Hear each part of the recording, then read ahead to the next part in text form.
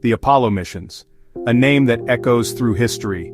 Humanity reached for the moon, and we touched it. Neil Armstrong's famous words. One small step for a man, a giant leap for humankind. The world watched, breathless.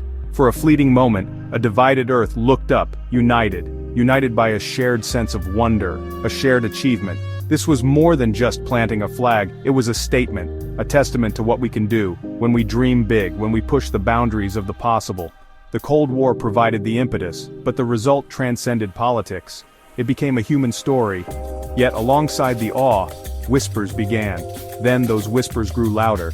Doubts started to surface. Could we really have achieved such a feat, with the technology of the 1960s? Some found it hard to believe. The images were grainy. The shadows looked strange to untrained eyes. The flag appeared to wave in a vacuum. These questions, these doubts, they persist. Even today in an age of information, or perhaps because of it. The internet can be a fertile ground for skepticism, both healthy and unfounded. The moon landing controversy continues to fascinate. Why do these doubts linger? The challenge was indeed monumental, almost beyond comprehension at the time. The technology, when viewed through our modern lens, seems primitive. Computers with less processing power than your smartphone guided the lunar module. Slide rules were essential tools. Consider the Saturn V rocket, a true titan, an absolute behemoth of engineering. It was in essence a controlled series of massive explosions, all directed downwards, to propel humanity upwards. It stood over 36 stories tall. That's taller than the Statue of Liberty. To this day, it remains the most powerful rocket ever successfully flown. During its launch, it consumed tons of fuel every single second. Imagine that inferno. That raw power. It was a marvel of 1960s ingenuity. Its sole purpose to defy Earth's relentless gravitational pull and send astronauts to another world. The heart of the Saturn V's first stage was its engines. 5 F1 engines to be precise, each one a masterpiece of complex machinery. Together they generated over 7.5 million pounds of thrust at liftoff. The sound waves alone could be felt miles away. The sheer power was almost unimaginable. These engines pushed the boundaries of material science. They operated under extreme temperatures and pressures. Combustion physics was stretched to its limits. They were the muscle that lifted Apollo towards the stars, a symphony of controlled power. Today's rockets stand on the shoulders of giants like Saturn V. But they are a new breed. They are generally more efficient. Increasingly, they are reusable. Think of SpaceX's Falcon 9 rockets. Their first stages return to Earth, landing upright. Building a rocket capable of reaching the moon today remains an immense undertaking. It begins with the very stuff it's made from, the materials.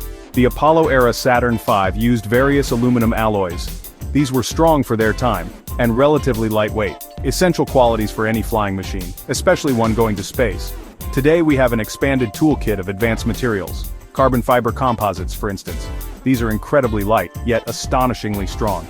We also use advanced titanium alloys. These materials can withstand the extreme temperatures and stresses of launch and re-entry. The advantages of these modern materials are significant. They make rockets more efficient. Every kilogram saved in the rocket's structure means 1 less kilogram of fuel needed, or it means more payload can be carried. More scientific instruments, more supplies for astronauts. When your destination is the moon, over 380,000 kilometers away, every single kilogram matters profoundly. We also employ new manufacturing techniques. Additive manufacturing, or 3D printing, allows us to create complex parts.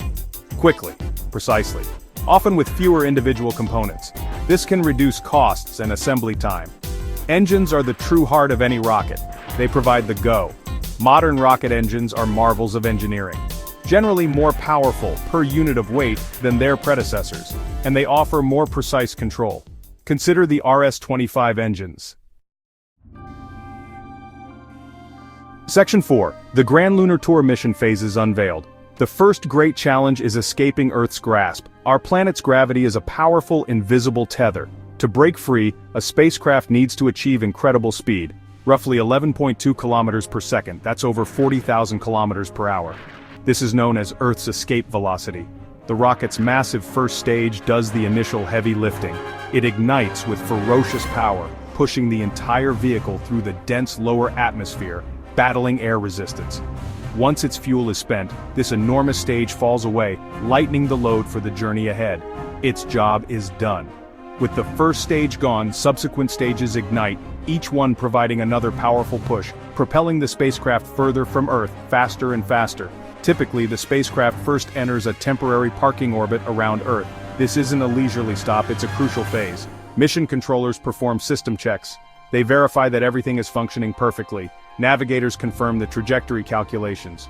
Once all is green, the next critical burn occurs, the translunar injection, or TLI. This precisely timed engine firing sends the spacecraft out of Earth orbit, slingshotting it towards the moon, aiming not directly at the moon, but at a point in space where the moon will be. The journey to the moon is not a quick hop. It takes several days, typically 3 to 4. During this time, the spacecraft coasts through the vacuum of space, a silent, weightless voyage. Inside, astronauts would experience the profound emptiness between worlds. Navigators on Earth and onboard systems constantly monitor the trajectory. Tiny thruster firings, called mid-course corrections, may be needed to fine-tune the path. Section 5. The Smart Ascent AI and Cutting-Edge Technologies in Lunar Missions. The Apollo missions had computers, yes, but they were rudimentary by today's standards.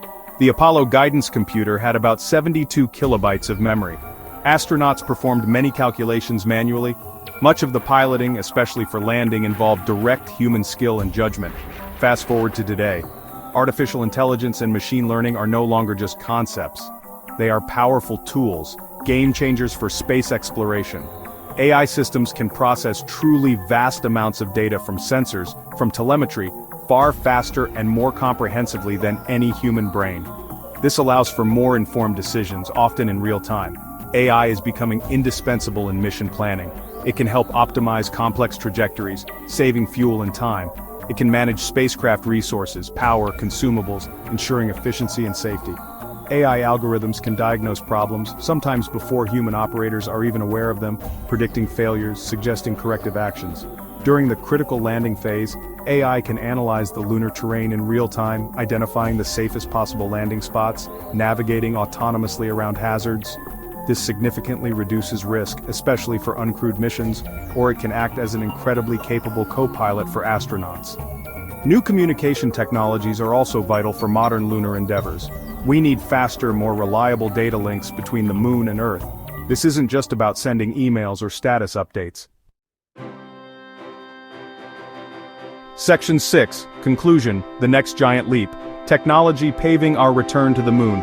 So, let's revisit that old question. Were the moon landings real? The scientific evidence is overwhelming, unequivocal. We have nearly 400 kilograms of moon rocks, analyzed by scientists worldwide. Their unique isotopic composition screams lunar origin. We have laser retroreflectors placed on the moon by Apollo astronauts. Observatories on Earth still bounce lasers off them today, precisely measuring the Earth-Moon distance. Multiple nations, including rivals, tracked the Apollo missions in real time. The skepticism, while a natural human trait when faced with the extraordinary, simply doesn't hold up to rigorous scrutiny. The achievement was, and remains, profoundly real. Returning to the moon in the 21st century means building upon that incredible Apollo legacy. But we are doing so with a vastly expanded toolkit, with a deeper understanding of science and engineering. Our rockets today are more powerful in some cases, certainly more efficient and increasingly reusable. The materials we use to build them are lighter, stronger, more resilient to the harsh environment of space. Our computers, the brains of these missions, are exponentially more capable than anything imagined in the 1960s. This isn't merely Apollo 2.0, it represents a fundamental shift, a new paradigm in space exploration. Several key technological advancements make this new lunar age possible. Reusable rocket stages, pioneered by companies like SpaceX, drastically reduce the cost of access to space. This makes more ambitious, more frequent missions feasible. Advanced manufacturing techniques like three-dimensional printing of complex engine parts speed up production and can lower costs. Artificial intelligence provides a new level of autonomy and safety for navigation, for system management, for scientific analysis. Sophisticated new sensors give us sharper eyes, new senses to perceive the lunar environment in unprecedented detail. These are not just incremental upgrades, they are transformative innovations. The moon is more than just a destination. It is a proving ground, a celestial laboratory, a stepping stone. The technologies we are honing for our return to the moon, the experience we gain, these will directly fuel our next great ambition, sending humans to Mars, and perhaps one day, venturing even further into our solar system. It's driven by our innate curiosity, our desire to explore, to understand our place in the cosmos. It's about science, it's about discovery, it's about the relentless, unyielding human spirit. The moon beckons once more, and this time, with the aid of today's technology, we are not just visiting, we are planning to stay.